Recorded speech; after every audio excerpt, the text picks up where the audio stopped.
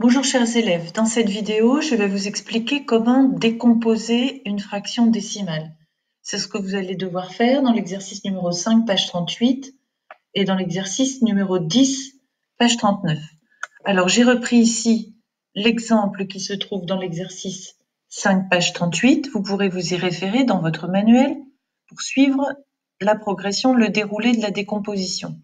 Alors, la fraction que je dois décomposer là est 462 centièmes. Tout d'abord, j'observe mon dénominateur. Je vois qu'il s'agit d'une fraction décimale exprimée en centièmes. Alors, dans la deuxième étape, regardez bien, ce n'est pas un hasard. Toutes mes fractions seront aussi des centièmes. OK ? Ensuite, il s'agit de décomposer le numérateur. Alors, au numérateur, je trouve 462. Comment je décompose 462? Ça, vous savez le faire depuis le CE1. Eh bien, 462, c'est 400 plus 60 plus 2. OK?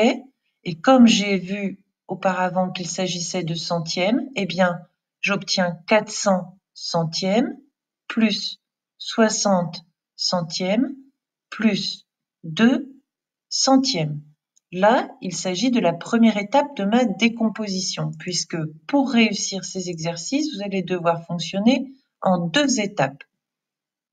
La première est ici. OK ? Arrive ensuite la deuxième et dernière étape de ma décomposition. Alors, cette dernière étape, il s'agit de réduire au maximum les fractions, c'est-à-dire d'enlever le gras, d'enlever tout ce qui ne sert à rien. Alors, pour ce faire, voici ce que vous avez appris à faire la semaine dernière. Donc, la semaine dernière, je vous ai appris à enlever ou ajouter autant de zéros au numérateur qu'au dénominateur. OK ? Alors, regardez bien cette petite chose qui est ici. On reviendra là ensuite. Alors, on y va. Ici, j'observe 2 zéros au numérateur, 2 zéros au dénominateur. Ça veut donc dire que je peux réduire en les barrant, par exemple, c'est-à-dire en enlevant tout ce qui peut être enlevé, à la condition d'enlever autant de zéros au numérateur qu'au dénominateur. Voilà donc que je me retrouve avec la fraction 4 sur 1. Or, si vous vous souvenez, c'est pas ça que je veux faire. Or, si vous vous souvenez bien, la semaine dernière, je vous ai dit que la fraction 4 sur 1 n'existe pas, elle est inutile. 4 sur 1, ça équivaut directement à 4. Voici pourquoi, ici, vous trouvez 4. OK ? Donc, vous avez réduit votre fraction au maximum. Vous obtenez 4 sur 1. 4 sur 1, ça n'a pas d'existence en mathématiques. Ça s'écrit 4 directement. C'est la même chose. Continuons maintenant à réduire la fraction suivante.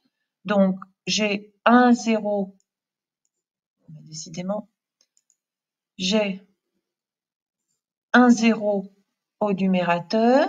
J'en ai un aussi au dénominateur. Donc, je peux barrer ce zéro, le faire disparaître et faire disparaître aussi celui-ci. OK ? Le zéro qui est ici, que je pointe là, eh bien évidemment, vous devez le conserver puisqu'on n'en a pas un autre à barrer ici. On doit en enlever autant en haut qu'en bas. Donc voilà que je me retrouve maintenant. Une fois que j'ai tout réduit, ce qu'il reste, c'est ceci. C'est la fraction 6 dixièmes que vous allez retrouver là. OK ? Alors, continuons à voir si nous pouvons réduire au maximum.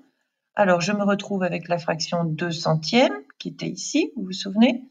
Bien 2 centièmes, puis-je la réduire? Non, puisque ici, j'ai bien 2 zéros au dénominateur, mais je n'en ai pas au numérateur, donc je ne peux pas enlever des zéros au dénominateur, en bas, si je n'en ai pas en haut, au numérateur. Donc, je suis dans l'obligation de conserver entièrement ma fraction de centième. OK ? Donc, voilà comment vous êtes passé de cette étape ici à celle-ci. en réduisant et en enlevant les zéros qu'il est possible d'enlever. D'accord? Alors, je vous fais un deuxième exemple un petit peu plus rapide. Cette fois-ci, ce sont des dixièmes. Donc, je vous rappelle, vous devez d'abord observer votre fraction de départ, celle qui vous sera donnée dans votre livre. Vous voyez que ce sont des dixièmes. Donc, vous savez déjà que dans votre première étape, excusez-moi, voilà, dans l'étape 1, on va l'écrire si vous voulez. Ici, c'est l'étape 1. Dans l'étape 1, je décompose mon 38, c'est très facile pour vous. 38, c'est 30 plus 8, ok? Au numérateur. Au dénominateur, je vois que ce sont des dixièmes. Je garde mes dixièmes au dénominateur, ok? Alors ensuite, nous allons passer à l'étape 2. Alors l'étape 2, que faut-il faire? Eh bien, il faut enlever les zéros qu'il est possible d'enlever. Donc, on va faire ça tout de suite. On va reprendre ça ici, dans un petit coin de brouillon, dans un petit coin de sa... Non, c'est pas ça. Donc, dans un petit coin de brouillon ou dans un petit coin de sa tête. Et on y va. Et on peut aussi barrer directement dans son cahier du jour, peu importe. Ok, vous faites ça proprement, c'est le principal. Alors, voyons ce que l'on peut réduire. Alors ici, j'ai un 0 au numérateur, un 0 au dénominateur. Je peux donc enlever ce 0, enlever aussi celui-ci, sans souci. Je me retrouve avec la fraction 3 sur 1. Comme je vous le disais tout à l'heure, ça n'a pas de logique. 3 sur 1, ça s'écrit 3, c'est un nombre entier. Ok. Ici, puis-je réduire?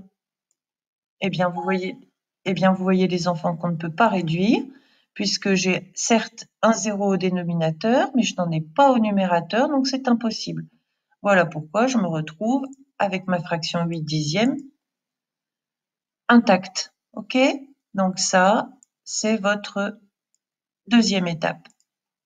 Ça, ce que je vous ai fait ici, c'est la petite manipulation, la petite gymnastique que vous faites dans votre tête ou au crayon de papier sur votre cahier. Ok? Donc, dans les deux exercices que vous avez à faire pour aujourd'hui, vous devez travailler avec ces deux étapes. Ok? Donc là, je recopie le nombre de départ qui m'est donné dans le livre. Ensuite, je fais une décomposition où je fais apparaître les unités. Et puis ensuite, je fais une réduction.